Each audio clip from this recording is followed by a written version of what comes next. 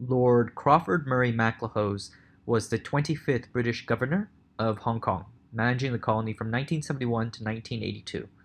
The colony's longest-serving governor, he brought major changes with him. Here we're going to look at some of the major social policies that came to be during his time in office. MacLehose was a tall, commanding figure who very much looked like a man of authority.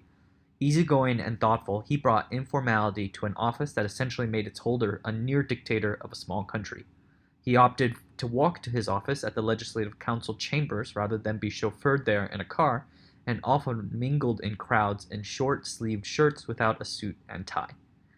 But beyond just the PR impact of his everyman image was the fact that his numerous achievements had practical effect on all Hong Kongers. He continued the reform policies of predecessors such as Sir David Trench and brought them to full flower. He focused on what he called the four pillars: public housing, education, health and medicine, and social welfare. His housing achievements are really worthy of note. The governor would start and complete 5 entirely new towns in Hong Kong that would eventually house 2.5 million people. His administration would accelerate the rate of new housing units from 14,000 a year in 1977 to 71,000 a year in 1981. Today, some 40 years later, they build about 20,000 new units a year. MacLehose would also begin construction on the MTR, which is the metro subway system that millions use today so that those people can get around their new neighborhoods. The work he did in the other 3 pillars is also notable. For education, MacLehose started 9 years of compulsory education. For health, he began reforms that turned out to be one of the foundations of what we consider today to be one of the most efficient health systems in the world. And for Social Security and welfare, he tripled the amount of cash payments to the elderly and other vulnerable populations. Beyond all things, there were other reforms too. MacLehose was the governor who had the balls to implement the now famous ICAC, taking on the corrupt Hong Kong police and scrubbing clean the once ridiculously corrupt city. But why? What was the reasoning behind all the works that MacLehose and the rest of the British colonial authorities had to implement these policies? What sort of motives were behind this massive push forward? Let us talk a little bit about Hong Kong around this time. By the time the 1970s rolled around, Hong Kong was a colony increasingly aware of its ending.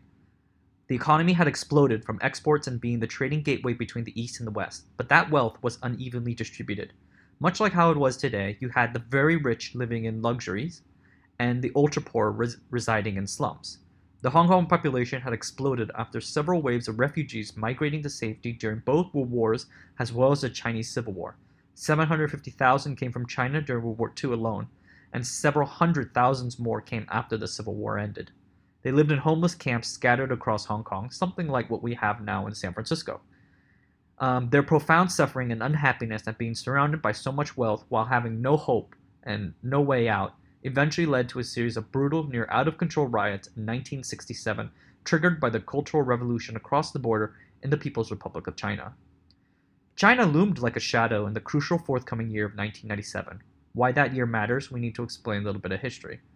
The Hong Kong colony at the time, and how it is today, is essentially made of 3 areas of land: Hong Kong Island, Kowloon, and the New Territories. The former 2 were handed over to London after the Opium Wars, and technically they were ceded in perpetuity, meaning forever.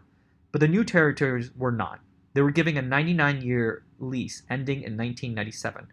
It did not matter at the time the deal was struck, but by then the integration between Hong Kong Island, Kowloon, and the New Territories were so deep, watch my video on the Hong Kong water supply to get a sense why, that they could not be separated. And the CCP anyway considered those treaties unequal and was willing to go to war to end their perpetuity. By 1971, though, the CCP was not exporting warfare across its border. Its isolation meant that it needed Hong Kong still in British hands.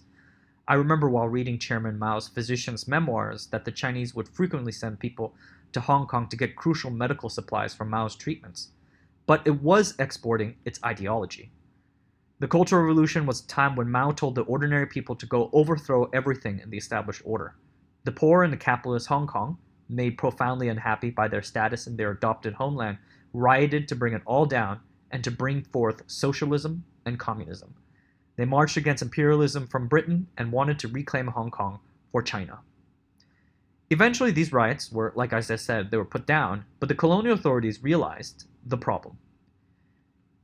In a few years, Britain would sit down with the Chinese to discuss what would happen to Hong Kong at the expiry of the 99 years lease. So why would China agree to any concession of any type if the Hong Kongers believed, the people living there believed, the anti-capitalist imperialist narrative and saw the UK as an evil overlord? So here we find an interesting choice. The choice that the British colonial authorities chose was not to grant Hong Kongers democracy. They did not hold elections, and in fact MacLehose would forever argue against democratic reforms proposed by later governors. But instead, a decision was made to funnel the wealth created by the booming Hong Kong economy towards forming a more equitable Hong Kong society, one that took care of its people and gave them a home.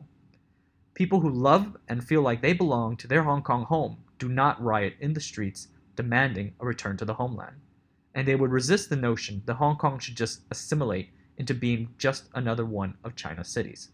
This was the ulterior motive behind these expensive social reforms, the cementing of what it means to be a Hong Konger. MacLehose was not the man who came up with this idea, but he helped make much of it into a reality.